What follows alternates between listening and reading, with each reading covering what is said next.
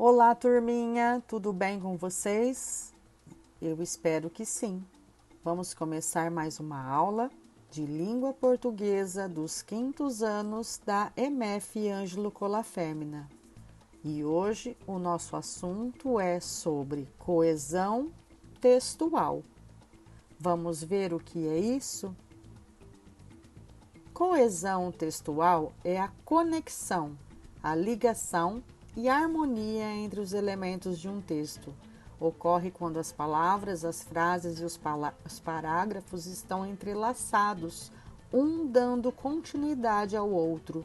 Os elementos de coesão determinam a transição de ideias entre as frases e os parágrafos de um texto. E isso torna um texto coerente, coeso e mais bonito de ouvir. São muitas as palavras que são as conjunções, ou seja, as palavras que fazem a ligação do texto.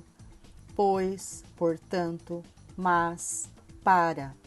Então, cada uma tem uma finalidade. Exemplo, elas dão sentido de causa, de exemplo, de semelhança. Se eu vou começar o texto ou dar uma causa, eu posso iniciar como: primeiramente, antes de tudo, desde já. Quando eu vou dar um exemplo, eu posso falar, por exemplo, então.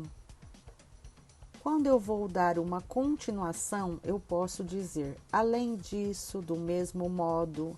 Agora, quando eu vou finalizar um texto, eu posso dizer, então, dessa forma, afinal, enfim. Existem múltiplas formas de deixar um texto coeso, bem definido e com as frases coordenadas entre si, dando sentido e coerência ao texto. Aqui, neste quadro, vejamos quantas são as conjunções que fazem essas conexões entre as frases, parágrafos dentro de um texto.